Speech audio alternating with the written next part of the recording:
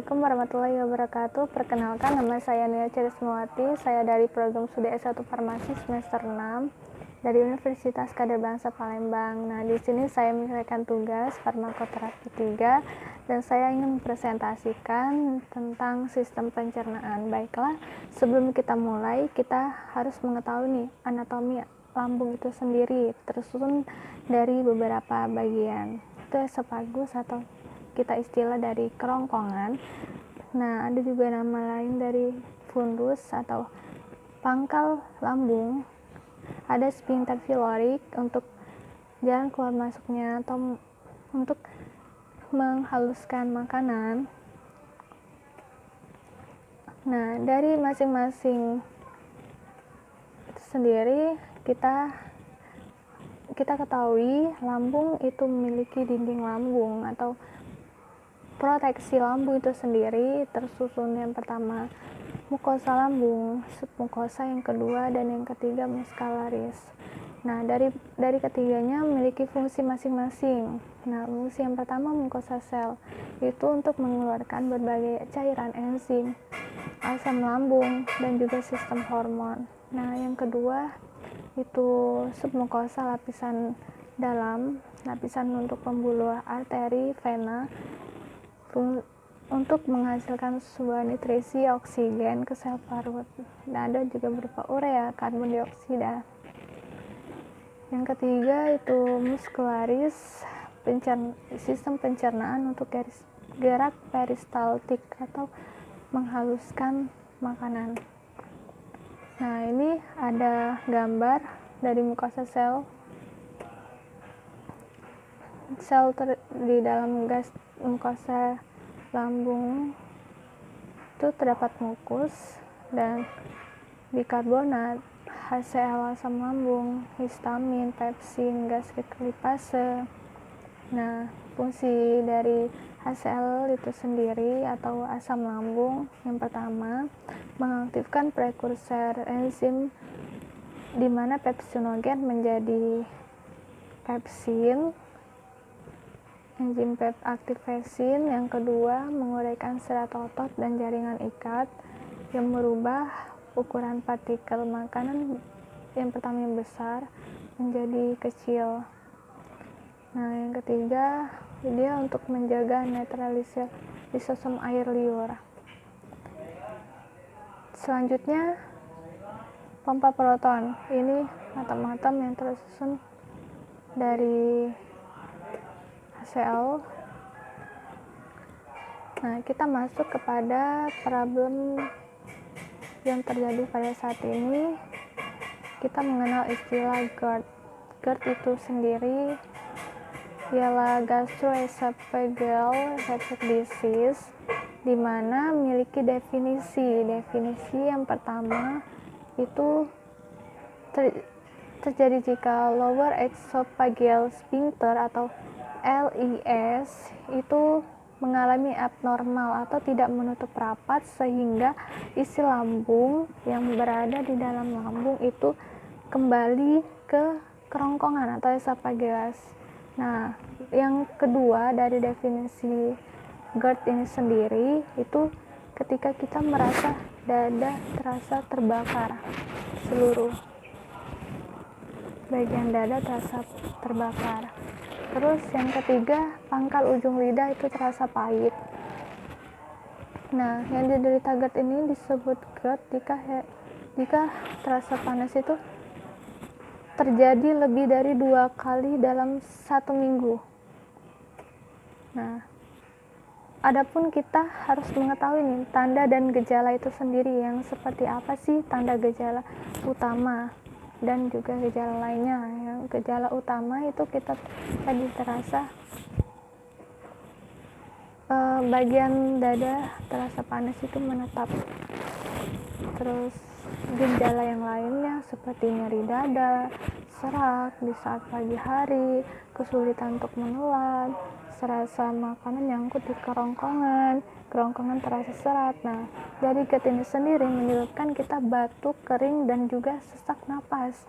Nah, adapun penyebab GERD, dia itu atau istilah lainnya hiatal hernia, di mana keadaan bagian atas lambung berada di atas diafragma. Diafragma membantu Liz menjaga agar asam tidak naik ke esofagus, jadi normal ketika masuk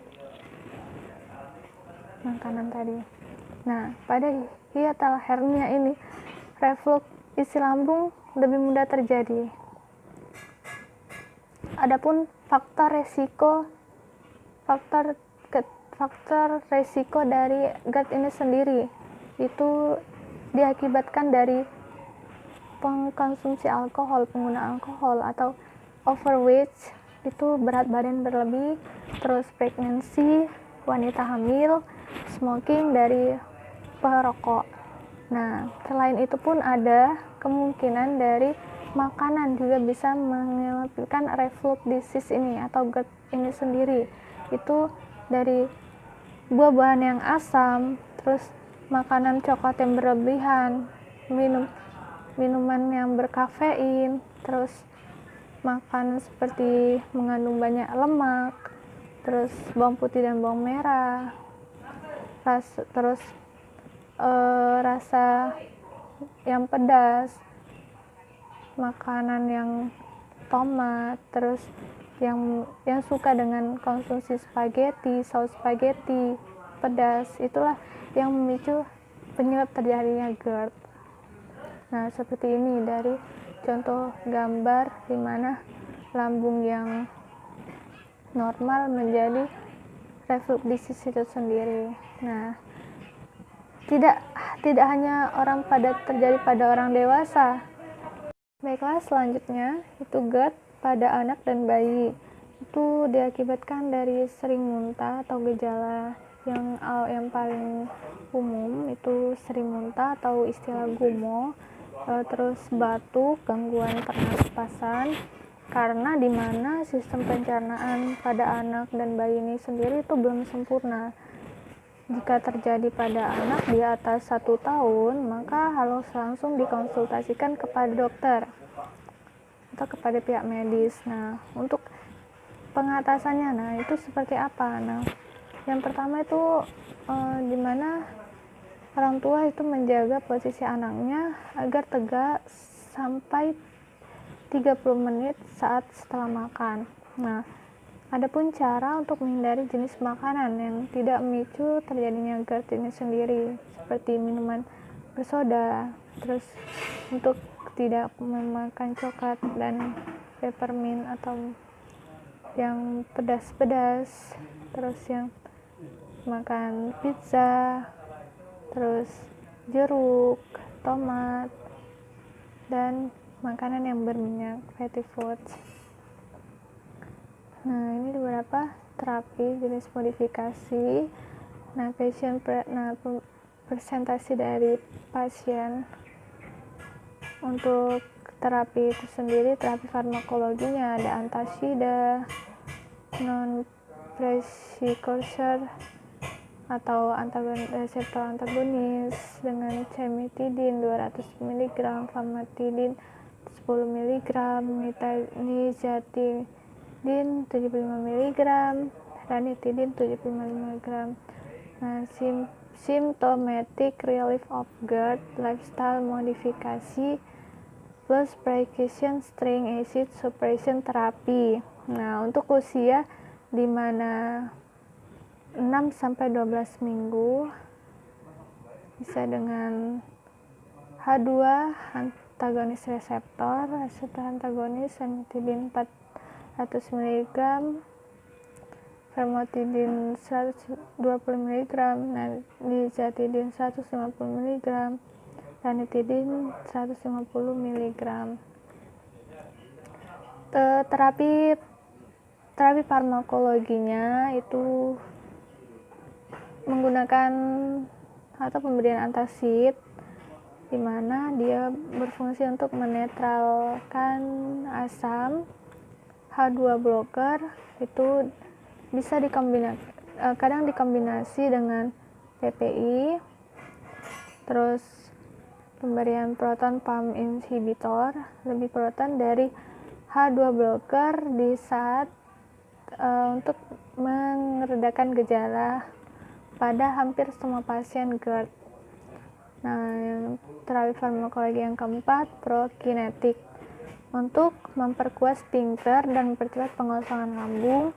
Contohnya seperti betanekol, metoclopramid, cisapride. Nah, yang kelima, sukralfat. Nah, ini untuk proteksi mukosa lambung atau melapisi dinding lambung.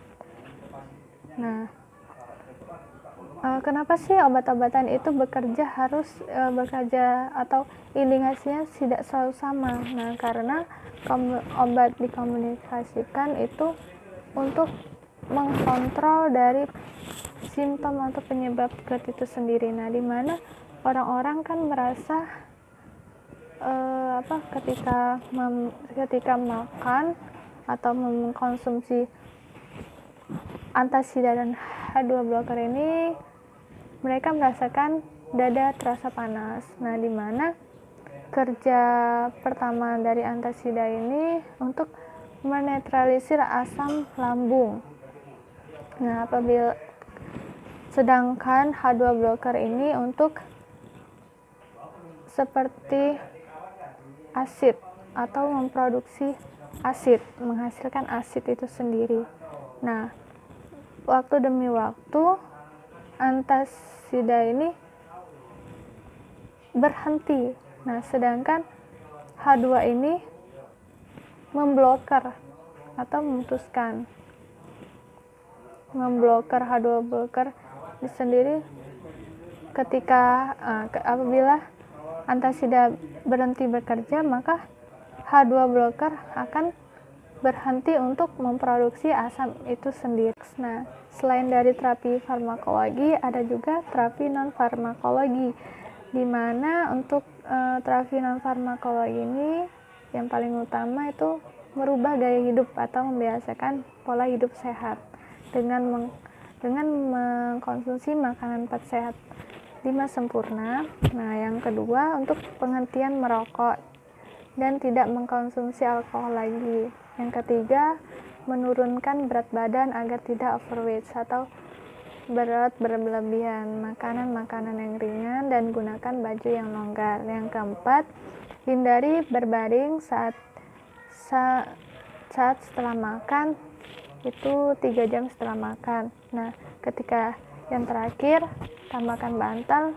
Apabila kita ingin berbaring, itu diusahakan kepala lebih tinggi dibandingkan tempat tidur itu sendiri. Nah, adapun komplikasi GERD, yang pertama pendarahan atau tuka, di mana peradangan pada esofagus, kerongkongan akibat asam lambung. Yang kedua, menyulitkan menelan. Nah, akibatkan jaringan parut, luka, dan persepit dari kerongkongan itu sendiri. Nah, barat esofagus, akibat dari permukaan esofagus menjadi abnormal, bentuk tidak abnormal, dan warnanya bisa mengarah pada kanker. Nah, beberapa penyakit lain bisa berkembang atau diperberat oleh GERD seperti asma, batuk kronis, pulmonary fibrosis. Selanjutnya kita mengenal nih PUD. Kita akan bahas PUD apa sih? Peptic ulcers disease ini definisinya itu dimana keadaan terganggunya integritas mukosa yang meluas di bawah epitel, lapisan jaringan terluar epitel, lapisan kulit terluar. Berdasarkan lokasinya itu dekat dengan tukak esofagus, terus tukak duodenum atau 12 jari, dan tukak lambung. Adapun kalau istilah dari sifat kejadiannya, tukak akut pada lambung secara berlebih, dan tukak kronisnya itu pada duodenum atau sus 12 jari. Nah, etiologi atau sel akibat yang paling sering itu yang pertama Helicobacter pylori. Penggunaan Helicobacter terus anxiety dan stres yang berlebihan. Penyebab lain dari Zollinger-Ellison syndrome, radiasi, kemoterapi, pembedahan, infeksi viral, dan idiopatik. Perbandingan pada berbagai etiologi karakteristiknya yang membedakan H. pylori, anxiety, dan stres. Kondisinya H. pylori itu kronis dan sedangkan anxiety pun juga kronis, stres akut. Tempat kerusakan mukosa pada H. pylori itu di duodenum, lebih besar dari lambung, terus anxiety pun sama, stres juga sama. Nah, gejalanya itu H. pylori umumnya nyeri epigastrik atau nyeri lambung bagian luar, terus apabila anxiety seringkali asimptomatik dan stres asimptomatik. Karakteristik kedalaman ulkus H. pylori itu permukaan, anxiety dalam, stres paling permukaan. Karakteristik dari pendarahan gastrointestinal ini H. pylori tidak begitu parah, anxiety lebih parah, dan stres lebih parah. Nah, ini ada gambar dari petahan mukosa lambung. Maka tadi praepitel itu tersusun dari sel epitel mukus, bikarbonat, surface aktif, fosfolipid, epitel, resisten pada sel, restoration, faktor pertumbuhan dari prostaglandin, terus proliferasi sel. Subepitel bagian terbawah atau terdalam itu blood flow dan leukosit. Pembawa istilahnya tuh asam lambung, mukosa lambung, dan sifat pembawa bikarbonat ini sendiri kita bisa lihat dari gambar. Nah, patofisiologi PUD merusak mukosa lambung mulanya dari asam, garam, aspirin, anxiety pengguna anxiety, alkohol, iskemik, H. pylori. Inilah yang dimana mukosa lambung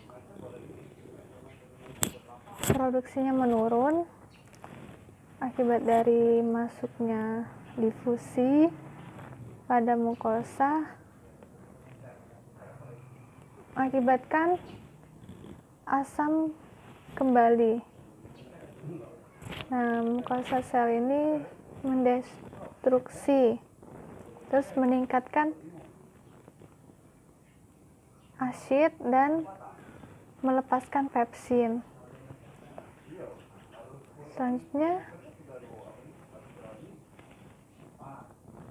histamin dari mukosa ini masuk dan mengeluarkan histamin sehingga meningkatkan vasodilatasi dan meningkatkan permeabilitas kapilari dan menghilangkan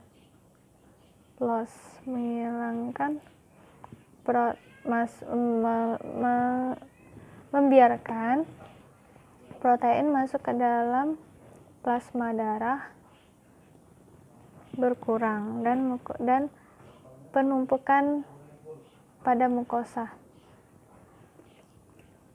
Nah, patofisiologi PUD ini ketidakseimbangan antara faktor agresif asam lambung dan pepsin dan faktor protektif itu resistensi mukosa dan sphincter. Bisa kita lihat mula daya normal terjadi injury dan peptic ulcus. Patofisiologi Helicobacter pylori, ada flagella. Flagella ini alat gerak. Dan urea, lipoposakarida. Nah, proses infeksi H. pylori, gastrolama, cairan asam lambung. Yang kedua, mukosa lambung, mukosa damage. Nah, terjadi inflamasi. H. pylori. Baiklah, selanjutnya H. pylori.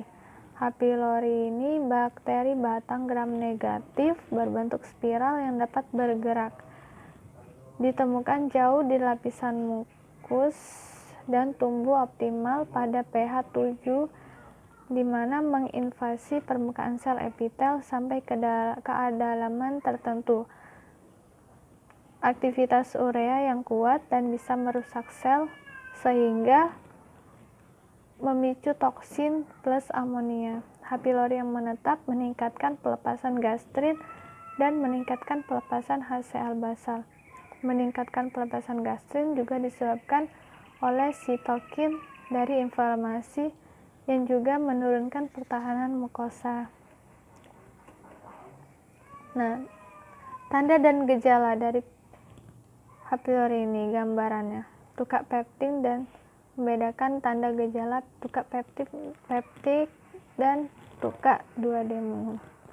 Gambaran nyeri epigastrik parah ke belakang, episodik netral sama keduanya. Gambaran anoreksia, mual muntah, lebih dominan pada tukak peptik dibandingkan tukak duodenum. Kehilangan berat badan itu